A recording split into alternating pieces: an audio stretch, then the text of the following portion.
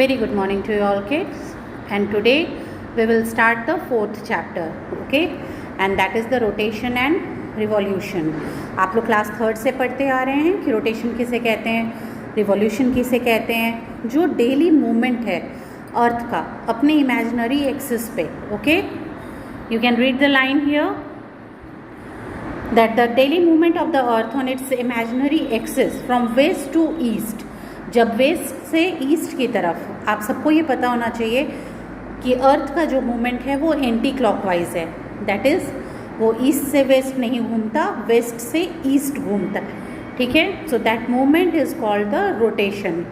और जिस तरह आप एक टॉप को स्पिन करते हैं, बहुत सारे लोग, अभी आप लोग टॉप वगैरह चलाते होंगे ना, तो उस टॉप का जो मूवमेंट होता है ऑलमोस्ट उसी तरह का मूवमेंट अर्थ का भी होता है. And you know that it's a bit inclined और tilted on its axis, that is at the 66 and half degree from the orbital plane, this plane, the dotted line which you can see, and 23 and half from a line perpendicular to the orbital plane. यानी कि ये जो बाकी slanting lines आपको दिख रही हैं उनके हिसाब से 23 और हाफ डिग्री पे, और ऑर्बिटल प्लेन के हिसाब से 66 एंड हाफ डिग्री पे अर्थ जो है वो क्या है, टिल्टेड है, हल्का सा झुका हुआ है. और जो ये एक मूवमेंट 24 आवर्स में अर्थ कंप्लीट करता है, that is called the solar day. ठीक है, यानी एक दिन का कंप्लीट होना. ये जो इंक्लिनेशन और द टिल्ट ऑफ द अर्थ जो है उसके कारण भी ये होता है. When the earth rotates on its axis one half, आप सभी जानते हैं कि जब अर्थ घूमता है तो वो जैसे जैसे सन इज़ स्टिल, सन मूव में नहीं कर रहा, earth is doing the movement, और वो अपने एक्सिस पे घूमने के साथ साथ अपने ऑर्बिट पे सन के चारों तरफ भी घूम रहा है. That is the revolution. Okay, तो ये जब घूमते घूमते इसका जो साइड फेस करता है सन की तरफ, वहाँ क्या होगा, सनलाइट पड़ेगी obviously. And when the sunlight is there then it is called the day time. और जिस हाफ में, जिन हिस्सों में सनलाइट नहीं पड़ रही है, दैट इज़ द नाइट. वहाँ क्या होगा, रात होगी, अंधेरा होगा. So the rotation of the earth that causes day and night. ये सबसे पहला पॉइंट है आपके इफ़ेक्ट ऑफ अर्थ रोटेशन का, कि अर्थ के रोटेट करने के कारण क्या क्या होता है, उसका क्या क्या असर पड़ता है. First one we have already discuss that the side which gets the sunlight, वहाँ दिन होता है, और जहाँ पे सनलाइट नहीं पड़ रही होती वहाँ उस समय रात हो रही होती है.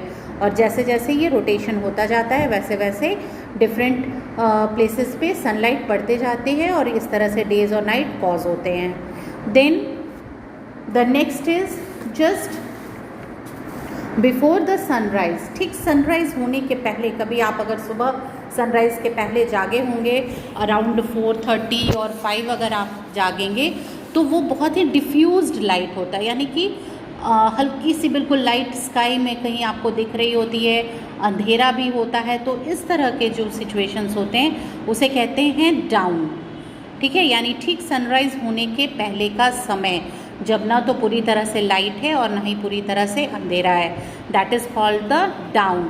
और ठीक उसी समय सनसेट होने के पहले, जैसे बहुत तेज़ धूप है दोपहर में, फिर जैसे जैसे शाम ढलती है तो आप कहते हैं ना कि अब शाम हो रही है, धूप जा रही है, अब शाम होने वाली है, तो वो जो सनसेट होने, सूर्य के अस्त होने के पहले का जो समय होता है, जब स्काई हल्का सा रेडिश और ऑरेंज जैसा कलर आपको दिखेगा, then that is the dusk time.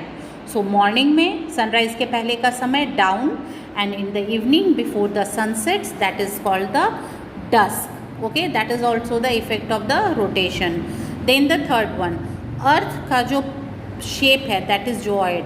जॉइड means वो अपने इक्वेटर के पास बीच में बिल्कुल बल्ज्ड है, यानी फैला हुआ है, और पोल्स पे फ्लैटेंड है, यानी ऊपर और नीचे हल्का सा दबा हुआ, फ्लैट प्लेन प्लेस की तरह से है, flattened it is. So that is also due to the expansion of the equator, और इससे ये बहुत तेज़ी से घूमता है. तो जो सेंट्रीफ्यूगल फोर्स, जो फोर्स लगता है ना, पूरे अर्थ के सरफेस पे इस घूमने के कारण, जो अपने एक्सिस पे वो टिल्टेड वे में ही घूम रहा है जिस स्पीड में, तो उससे जो फोर्स उसके पोल्स पे लगते हैं उसके कारण वो फ्लैटेंड है. So that is also due to the rotation. And then the tides. आप लोग कभी सी वेव्स आपने अगर नज़दीक से देखा होगा तो जो लहरें आती हैं जाती हैं, बिल्कुल रिदमिक राइज फॉल होता है. एक लहर आई, फिर थोड़ी देर के बाद दूसरी लहर कभी ऊंची उठ रही है, कभी नीचे की ओर जा रही है. ये भी होता है ड्यू टू द ग्रेविटेशनल पुल.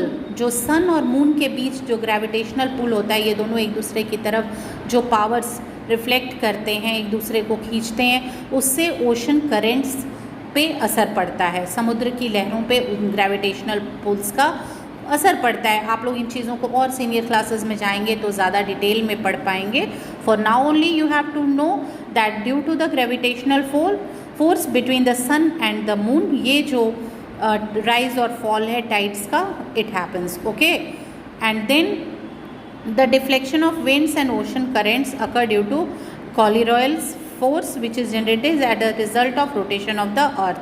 अर्थ के रोटेट करने के कारण जो फोर्स, जो ताकत, जो एनर्जी जनरेट होती है, उसके कारण विंड्स और ओशन करेंट्स पे असर पड़ता है. Okay. Then the last one, और earth's rotation gives us a sense of direction. ठीक है. अर्थ का जो रोटेशन है उससे हमें डायरेक्शंस का भी पता चलता है. ये जैसा कि हमने अभी बताया कि अर्थ कैसे घूमता है, फ्रॉम वेस्ट टू ईस्ट. ठीक है. वेस्ट से ईस्ट की तरफ घूमता है. So the sun sees to rise in the east and set in the west. West से ईस्ट की तरफ घूम रहा है और सन अपनी जगह पे बिल्कुल स्टिल है. तो ये कैसा फीलिंग आता है कि सन जो है वो राइज कर रहा है कहाँ से, ईस्ट से, और कहाँ पे सेट हो रहा है, वेस्ट में. Okay. That is due to the rotation of the earth. And the phenomena that is compare to what we see when we look out the window of a moving train. जब हम लोग train से आप कभी जाते होंगे, travel करते होंगे, तो आपको क्या लगता होगा ना कि सारी चीज़ें जितने भी आपकी ट्रेन तो चल ही रही है, उसके साथ वाली जो ट्रैक है, रेल की पटरी आप जो देखते होंगे, या फिर जो ट्रीज़ हैं, जो हाउसेस हैं, what ever comes on the way, वो सब तेज़ी से पीछे की ओर जा रहा है. कभी आप लोगों ने ध्यान से देखा होगा तो आपको ऐसा महसूस होगा. लेकिन ना तो वो रेल की पटरी कहीं जा रही है, ना ही वो ट्रीज़, और ना ही कोई भी लिविंग और नॉन लिविंग बींग्स. वो सब अपनी जगह पे रहते हैं. केवल क्या मूव हो रहा है, ट्रेन का मूवमेंट हो रहा है. So this is all due to the force that is applied by the rotation of the earth. ये एक एग्जाम्पल दिया गया है कि किस तरह से उसके वेस्ट टू ईस्ट डायरेक्शन में घूमने के कारण सनराइज और सनसेट की हमें फीलिंग आती है. Okay. And then the next is revolution. Revolution is the movement of the earth around the sun on its orbit. वो अपने ऑर्बिट पे, अपने पाथ पे सन के चारों तरफ जब घूमता है, then that is called the revolution. और इसे करने में कितना टाइम कम लगता है अर्थ को? It takes 365 and 1/4. ठीक है. 365 days and plus 1/4 of the day, यानी एक दिन का 1/4, दैट इज़ 6 आवर्स. ठीक है. और यही 6 आवर्स 4 टाइम्स मल्टीप्लाई होके 4 साल में एक बार लीप ईयर हमें देखने को मिलता है. That is when the February has the 29 days. Okay. So this revolution takes 365 days and 1/4. Okay. और इसके कारण क्या होता है, what are the effects of the revolution? Revolution के कारण क्या होगा? सबसे पहली चीज़, सीजन्स. जैसे रोटेशन से डेज और नाइट्स कॉज होते हैं, वैसे ही रिवॉल्यूशन से सीजन्स कॉज होते हैं. Season is a division of the year marked by specific change in weather condition. पूरे साल भर जो वेदर कंडीशंस में चेंजेस आते रहते हैं. जैसे अभी कुछ दिनों पहले कितनी ठंड थी ना, फिर गर्मी आई, फिर अब बारिश हो रही है, फिर उसके बाद फिर हल्का सा मौसम चेंज होगा, फिर ठंड आएगी, और ये पूरे साल चलता रहता है. तो ये जो वेदर कंडीशंस में चेंजेस आते हैं, this is called the season, जिसमें टेम्परेचर्स दिन और रात के फ़र्क होते हैं. So the 4 seasons, the 4 main ones are the spring, summer, autumn and winter. They are closely related to the position of the earth in its orbit around the sun. अर्थ जब orbit करते हुए जैसे जैसे सन के पास आता है और उससे दूर होता चला जाता है, उससे ये सीजन्स कॉज होते हैं, उससे इन पे असर पड़ता है. ठीक है. And then again the solstices and the equinoxes. Solstice जब सन बिल्कुल सबसे ज़्यादा दूरी पे होता है, at its greatest distance from the equator, and solstice is derived from two Latin words meaning sun and still. जब sun से जितनी दूरी है, ठीक है, that is the summer solstice and the winter solstice, उसको solstice कहा जाता है, the position and the distance from the sun. and equinox का मतलब होता है equal day and equal night, दिन और रात जब बराबर हो.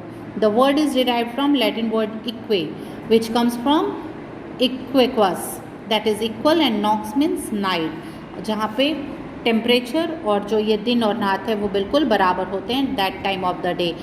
21st June we celebrate that summer solstice, sorry, equinox, or and then the longest day, and on 22nd December we have the shortest day. ये सब कुछ अर्थ के रिवॉल्यूशन और रोटेशन के कारण हमें फील होता है. So that's all with the rotation and revolution today.